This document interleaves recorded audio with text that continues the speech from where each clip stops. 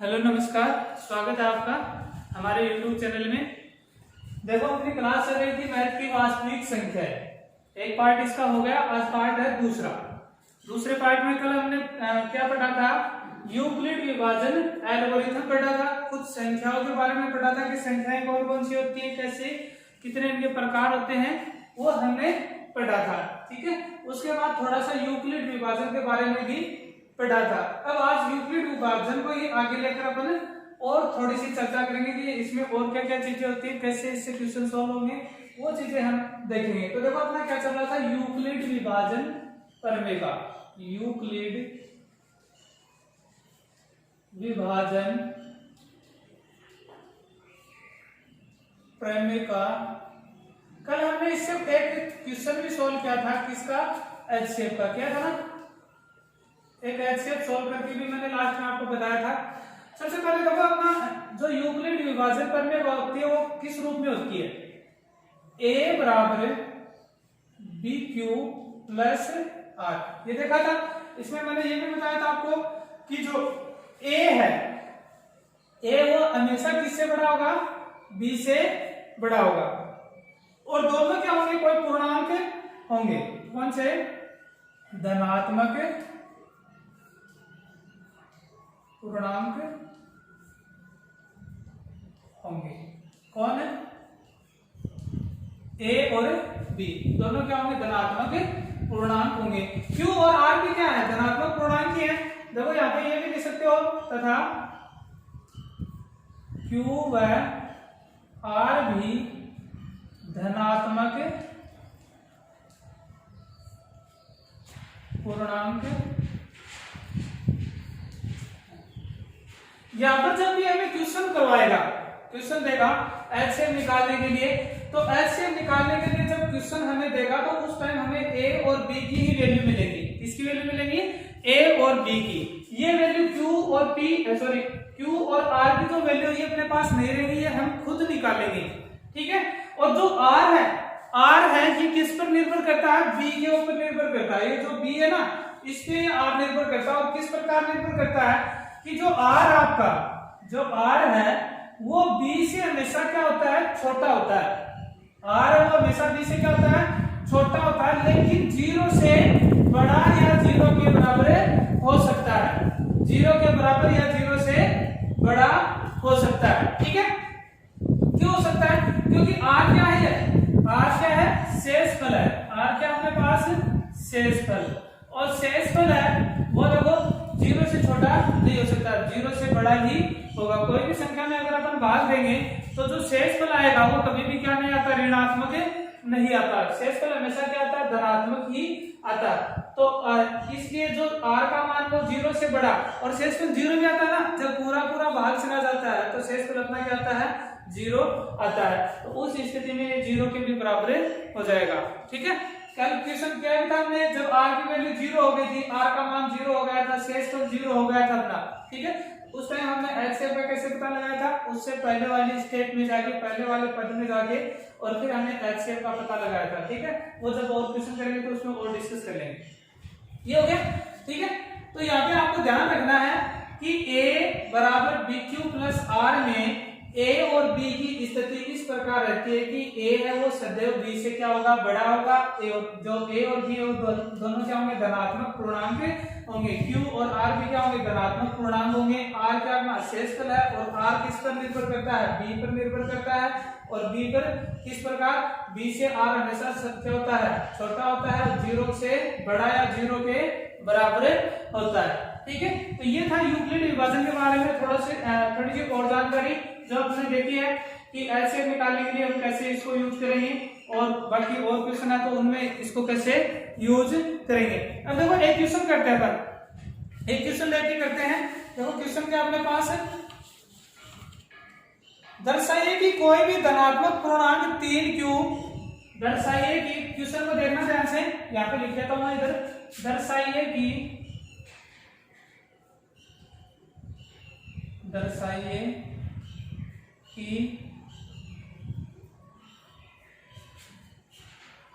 कोई धनात्मक पूर्णांक 3q प्लस 1 तथा 3q प्लस 2 के रूप में होता है। ठीक है, दर्शाइए कि कोई धनात्मक पूर्णांक 3q प्लस 1 3q प्लस 2 के रूप में होता है, ये हमें दर्शाना। तो यहाँ पे देखो दर्शाने का मतलब क्या है, सिद्ध करना है। इसका मतलब क्या होता है, जब भी क्वेश्चन के पहले ये लगा हुआ होता है दर्शाइए, तो उसका मतलब है सिद्ध करवा रहा है हमसे। क्या करना है, सिद्ध करना है। सिद्ध कीजिए कि कोई धनात्मक पूर्णांक 3q प्लस 1 3q प्लस 2 के रूप में होता है। अब पहली बात तो आपके दिमाग में ये आएगी, संख्या को देखते हैं कि इतने इन्होंने क्यों लिया है कि 3q प्लस 1 3q प्लस 2, ये क्यों लिया इन्होंने। और भी तो संख्या ले सकता था, 3q प्लस 3 भी ले सकता था क्या, 3q प्लस 4 भी ले सकता था क्या, 3q प्लस 5 भी ले सकता था क्या। तो उसका इसी में सॉल्यूशन हमें मिल जाएगा कि क्यों इसने आगे नहीं लिया। देखो मैंने यहाँ पे आपको बताया है कि जो r है वो किस पर निर्भर करता है, b पर निर्भर करता है, और b पर भी इस प्रकार निर्भर करता है कि b से r अपना क्या होता है, सदैव छोटा होता है। अब देखो यहाँ पे इसमें आप कोई भी एक नंबर ले लो और उसकी तुलना करो किससे, यूक्लिड जो विभाजन करने का हो उससे तुलना करो। देखो मैं 3q को लेता हूँ और यहाँ से तुलना करता हूँ 3q, ठीक है 3q, और यूक्लिड विभाजन अपने क्या है, a बराबर bq प्लस r। ठीक है, अभी a से क्या दर्शा रहे, कोई संख्या तो धनात्मक पूर्णांक, तो यहाँ पे मान लेते हैं। देखो इसका हल निकालेंगे तो अपन ये मान सकते हैं, माना a तथा b धनात्मक पूर्णांक है, मान लिया। जो इस प्रकार है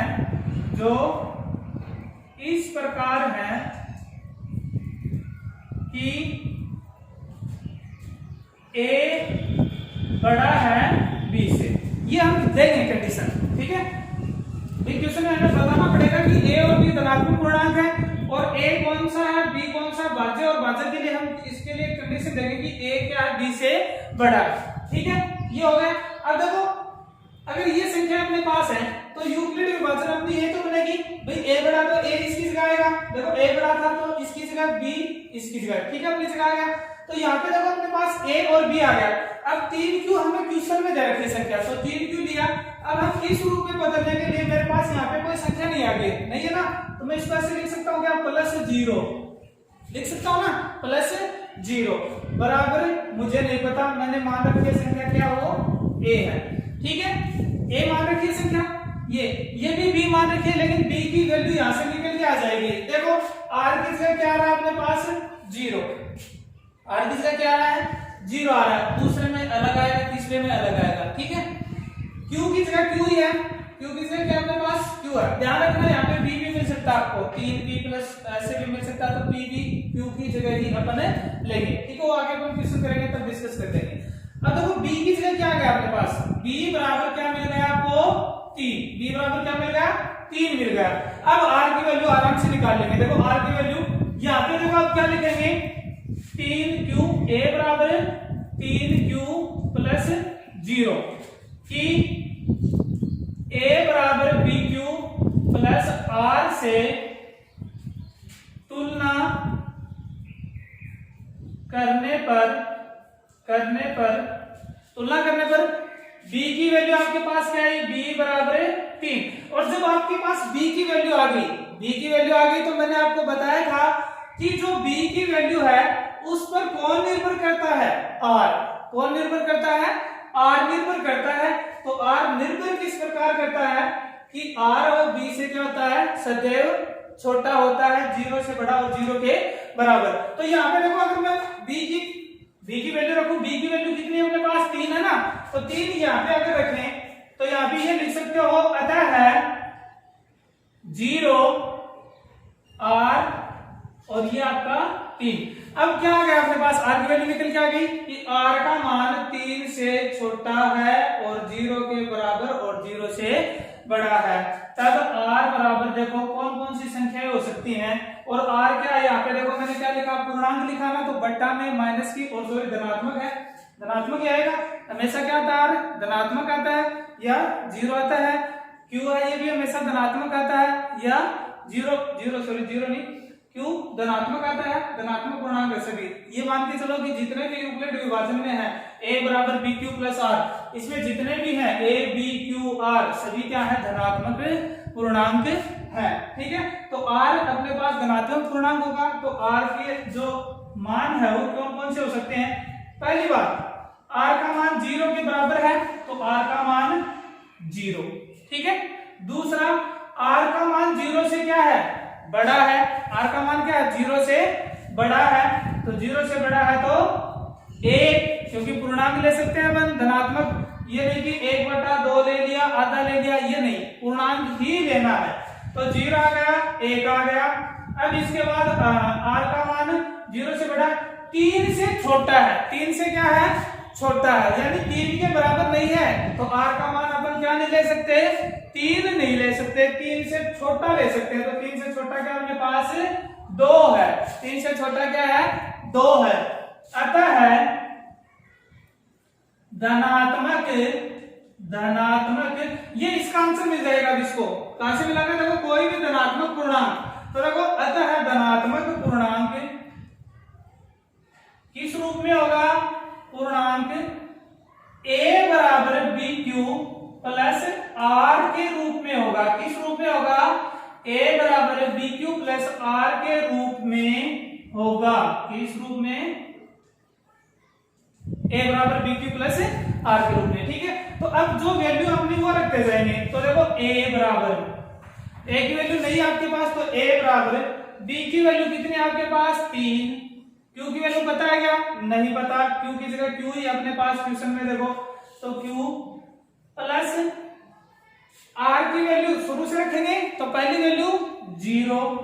ठीक है, यहां पे लिख भी सकते हो जब R बराबर 0। ठीक है, अब यहां से इसको क्या लिख सकते हैं, A बराबर 3Q लिख देंगे, A बराबर 3Q। ठीक है, दूसरी बात, दूसरी संख्या वापिस यहीं पे चलते हैं, a बराबर 3Q, दूसरा r का मान a, दूसरा r का मान a, तो जब आप लिख सकते हो जब r बराबर 1, जब r बराबर 1, और तीसरा क्या आ जाएगा, a बराबर 3Q प्लस r का अगला मान 2, तो क्या आ जाएगा, जब r बराबर 2। ये अपने पास क्या आ गए, तीनों नंबर आ गए। क्वेश्चन में मिला के देख सकते हो, देखो 3Q plus 1, 3Q plus 1, 3Q plus 2, 3Q plus 2, 3Q plus 3 नहीं आया ना, क्योंकि r के मान अपने पास क्या हो गए, खत्म हो गए। अतः हम क्या बोल सकते हैं, अतः धनात्मक पूर्णांक, कोई भी धनात्मक पूर्णांक 3Q प्लस 1 तथा 3Q प्लस 2 के रूप में ही होता है। और अगर यहाँ पे 4 होता, यहाँ पे क्या होता, 4, 5 होता, तो ये नंबर आगे बढ़ जाते। ठीक है, प्लस 4 तक होते, अगर 4 होता तो प्लस 3 तक होते, अगर 5 होता तो प्लस 4 तक आगे जाती सीरीज, 6 होते तो प्लस 5 तक, ऐसे मतलब अपने आगे आती जाती। तो मेरे हिसाब से समझ में आ गया होगा। फिर भी अगर नहीं समझ में आया तो आप बोल देना, क्वेश्चन पूछ ही लेता है, तो इसलिए अपने को क्या करना है, अच्छे से इसको क्लियर करना है। ठीक है भाई, तो ये आपका हो गया यूक्लिड विभाजन से कोई भी जो संख्या है उसकी जांच करना। क्या हो गया, उसकी जांच करना कि वो धनात्मक पूर्णांक किस रूप में होगा। क्वेश्चन है अपने जो एक्सरसाइज है 2.1, उस एक्सरसाइज में ऐसे क्वेश्चन है कि दर्शाइए कि जो संख्या है वो इस रूप में होंगी, या एचसीएफ और वगैरह निकालने के इसमें पहले वाले में क्वेश्चन है। तो अपन धीरे धीरे देखते जाएंगे, साथ साथ आप इसको अपनी जो रफ नोटबुक है उसमें नोट करते रहना। ठीक है ना, देखते हैं आगे।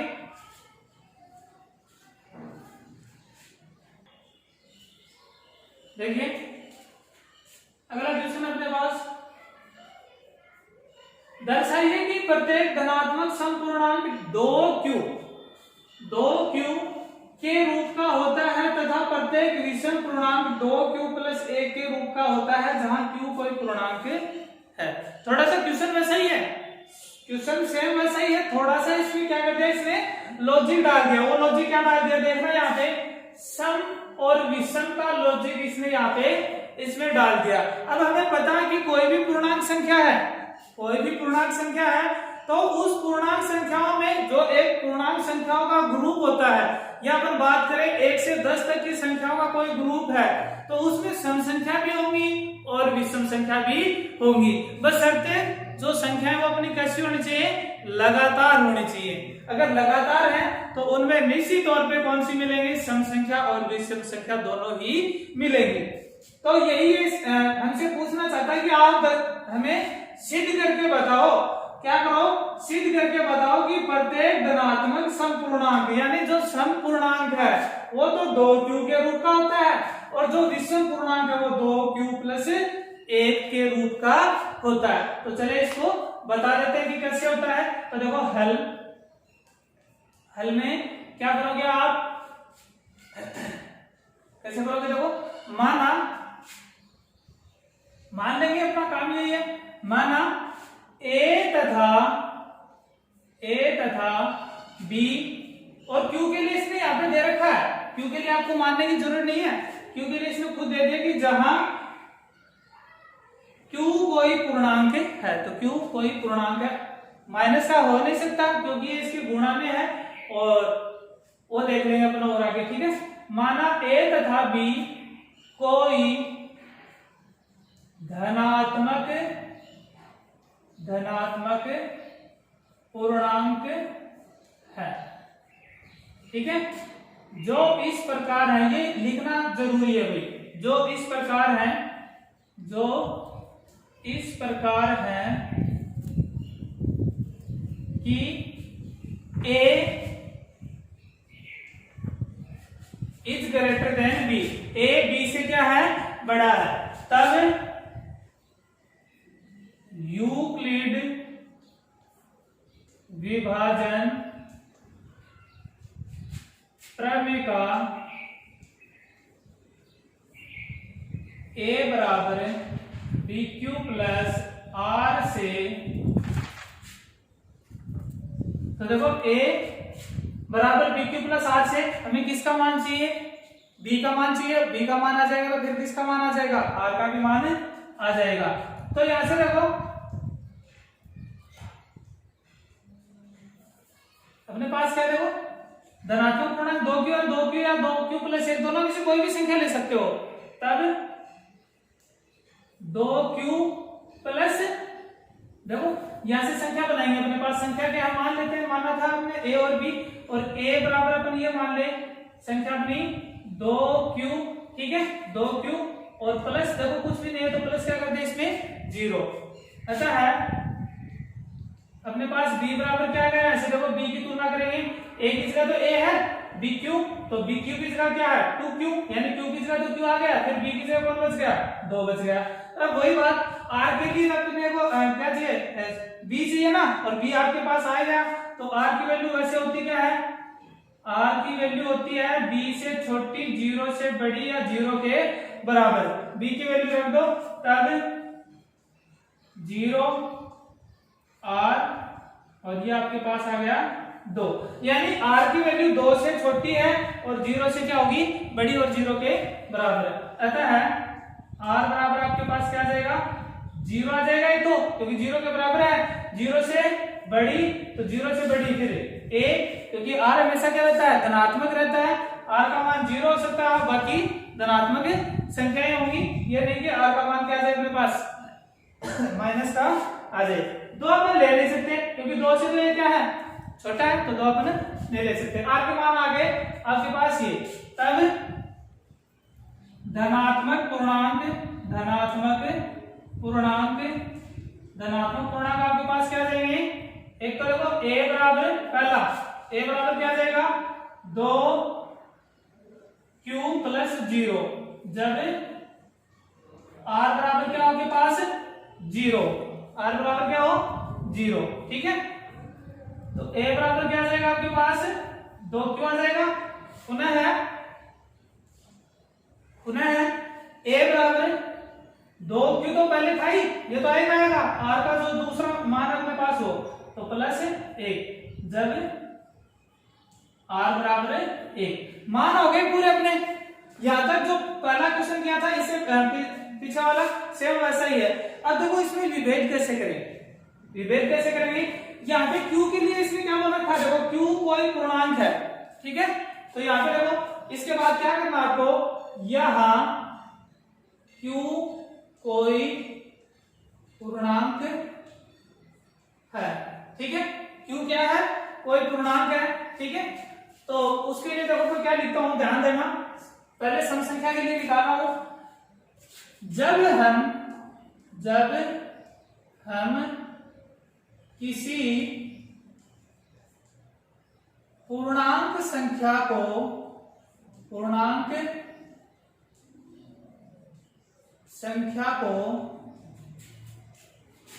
सम संख्या अथवा 2 से गुणा करते हैं तो वह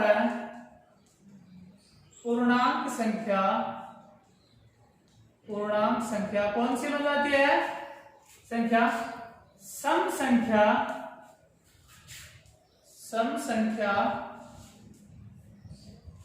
बन जाती है, सम संख्या बन जाती है।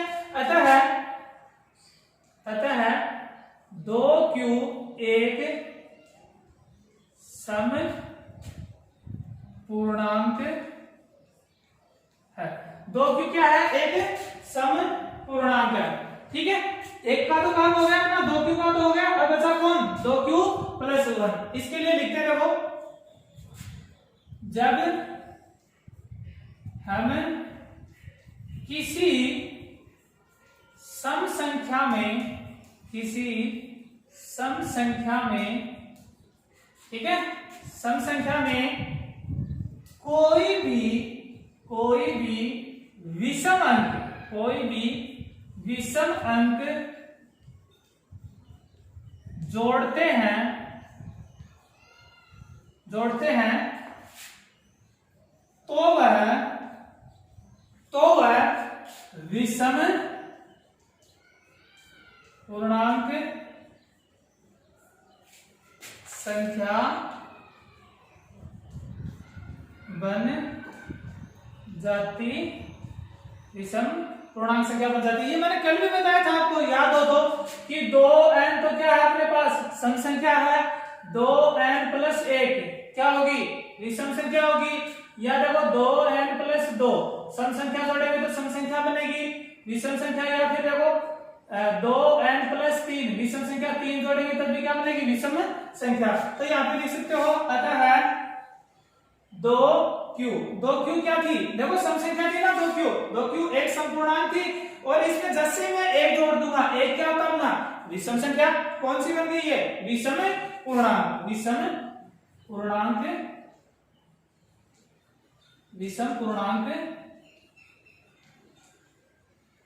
संख्या है। दोनों बातें सिद्ध हो गई, दोनों बातें क्या हो गई, सिद्ध हो गई। तो इस प्रकार अपन क्या कर सकते हैं, इस क्वेश्चन को सॉल्व कर सकते हैं। जब हमें ऐसे लॉजिक देते क्वेश्चन में कि सम पूर्णांक या विषम पूर्णांक, भाज्य संख्या है भाज्य संख्या भी दे सकता है, भाज्य संख्या है भाज्य संख्या भी दे सकता है, तो भी कोई दिक्कत नहीं है, आप आराम से इसको कर सकते हो।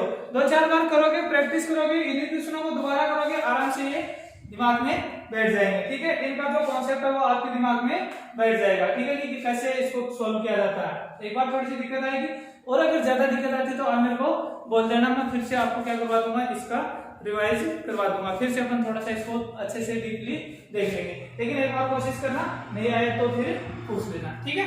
फिर आगे देखते हैं अपन।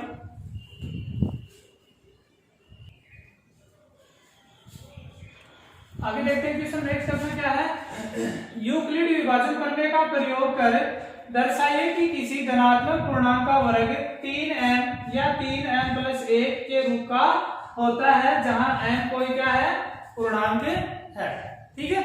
ये थोड़ा सा अलग है उन क्वेश्चनों से, तो इस क्वेश्चन को देखना। इसमें क्या पूछा है पहले तो वो देखो, बोल रहा है कि यूक्लिड विभाजन करने का प्रयोग करना है, यानी यूक्लिड विभाजन करने का अपने पास क्या है, a बराबर बी क्यू प्लस आर, ये तो अपने पास यूक्लिड विभाजन करने का है, उसका तो हमें प्रयोग करना है और उसके बाद दर्शाना है कि किसी धनात्मक पूर्णांक का वर्ग, धनात्मक कोई भी धनात्मक संख्या है, पूर्णांक संख्या है, उसका वर्ग 3m या 3m+1 के रूप का होता है, जहां m कोई क्या है, पूर्णांक है। तो हमें जो पूर्णांक संख्या लेनी है, जो पूर्णांक संख्या लेनी है वो कहां से लेंगे, 3 से लेंगे। कहां से, 3 से कम 3 से, या 3 की क्या होनी चाहिए, वो गुणज होनी चाहिए, वहां से अपन स्टार्ट करेंगे। ये नहीं कि सीधा मैंने a ले लिया, a बराबर बी क्यू या ले लिया। जब भी आपको क्वेश्चन में ऐसे मिले 3m, ठीक है, 4m 5 9 जो भी मिले, देखो 4 में 2 ले सकते हो आप, क्योंकि 2 का स्क्वायर क्या होता है, 4 होता है। 9 में 3 ले सकते हो, लेकिन जब 5 है तो आपको क्या लेना है, यहाँ पे 5 ही लेना है। 5m दे रखा तो 5 लेना है, और अगर 3 दे रखा तो 3 लेना है। तो देखो थोड़ा सा हल में देखना, समझ में आ जाएगा। हल में देखो, मान लेते हैं, माना a कोई कौन सी है, धनात्मक पूर्णांक, धनात्मक कोई धनात्मक पूर्णांक है जो इस प्रकार है कि, देखो सीधी में डायरेक्ट इसके बराबर क्या लूंगा, संख्या लूंगा। a बराबर, देखो ऐसे अगर आप निकालना चाहो तो b का मान भी निकाल सकते हो, तुलना करके देख लेना। अगर आपको दिक्कत आ रही हो कि सर नहीं हमें ये ज्यादा समझ में नहीं आ रहा, तो आप क्या करोगे, जो ये दे रखा है उसका आप इससे तुलना करो। मैं इसको यहाँ पे लिख देता हूँ 3m+1, देख सकता हूँ ना, ठीक है। यहाँ पे आपको b की वैल्यू चाहिए, सिर्फ आप b की वैल्यू क्या आपके पास है, b की वैल्यू क्या है, 3 है, तो 3 लेंगे तो 3, ठीक है। फिर देखो m नहीं लेंगे, m कब आना चाहिए, अपना वर्ग करने के बाद आना चाहिए। m कब आना चाहिए, वर्ग। देखो इसने क्या कहा है, किसी धनात्मक पूर्णांक का वर्ग 3 है, वर्ग करने के बाद m आना चाहिए, यानी इससे पहले तो कोई और संख्या लेंगे, और संख्या में किसको ले ले, सीधा q को ले ले, तो a बराबर 3q, ठीक है। यानी b की वैल्यू आपके पास क्या आ गई, b बराबर, पता है b बराबर आपके पास आ गया 3, और b आ गया तो कौन आ जाएगा, r भी आ जाएगा। तब r इज ग्रेटर देन 0, ठीक है, और इस इधर किसे, b से छोटा होगा, लेकिन अपने पास b की वैल्यू है, तो वैल्यू है तो देखो अपन यहां से क्या ले सकते हैं, 0 r, और b की वैल्यू रख दो 3, तो r की वैल्यू क्या क्या आ जाएगी, 0 के बराबर 0, 0 से बड़ा 1, 3 से छोटा 2, ये आ गया। तो अपने पास संख्याएं देखो कौन कौन सी आ जाएंगी, जब r बराबर 0, जब r बराबर 0 आपके पास, तो पहला पूर्णांक देखना, a बराबर क्या आ जाएगा, 3q + 0, या a बराबर 3q, पहला आ गया, पहला आ गया, ठीक है। दूसरा देखो, जब r बराबर क्या हो, a, जब r बराबर क्या हो, a, तब a बराबर 3q + r की जगह क्या आ जाएगा, a, तो ये अपने पास क्या आ गया, दूसरा पूर्णांक आ गया। जब r बराबर हो आपके पास 2, तो a बराबर क्या आ जाएगा, 3q + 2, 3q + 2, ये आपके पास 3 धनात्मक पूर्णांक आ गए, 1 2 3। अब इनका वर्ग करना है, और वर्ग किस रूप में आना चाहिए, 3m या 3m+1, और ध्यान देना यहाँ m कोई क्या है, पूर्णांक है, m क्या है, पूर्णांक है, ठीक है। अब देखो कहता है a², हमने देखो पूर्णांक संख्या किसको माना था, a को माना था ना, धनात्मक पूर्णांक, और इसने धनात्मक पूर्णांक का ही वर्ग पूछा, तो a का वर्ग a²। तो पहला मैं देता हूं a², यानी a की वैल्यू पहले ले लेता हूं 3q का स्क्वायर, ठीक है। तो a² बराबर धनात्मक पूर्णांक का स्क्वायर क्या होगा, 9q²। थोड़ा सा यहाँ से 3 कॉमन ले लेना, हमें देखो आंसर में कितना चाहिए, 3 चाहिए ना, बाकी m चाहिए, तो आपको 3 अलग करना है, तो 3 यहाँ से अलग करेंगे, तो कैसे करेंगे, 3 और 3q स्क्वायर, 3q स्क्वायर। अब देखो q क्या है, पूर्णांक संख्या होगी और स्क्वायर है तो धनात्मक होगी ना पक्की। भी देखो q क्या अपने पास कोई पूर्णांक संख्या ही है, इतना पक्का ना, क्योंकि यूक्लिड विभाजन प्रक्रिया में क्या होता है, q और r भी क्या होती है, पूर्णांक संख्याएं होती हैं। ठीक है, तो q क्या है, पूर्णांक संख्या और स्क्वायर तो धनात्मक होगी। ठीक है, तो q और फिर 3 से गुणा करो, 5 से करो, 8 से करो, कोई फर्क नहीं पड़ता, वो धनात्मक पूर्णांक रहेगी तो धनात्मक पूर्णांक ही रहेगी। और इसके लिए हमें क्या देखा, m कोई धनात्मक सॉरी m क्या कोई पूर्णांक है, तो यहाँ पे लिख सकते हैं अपन, माना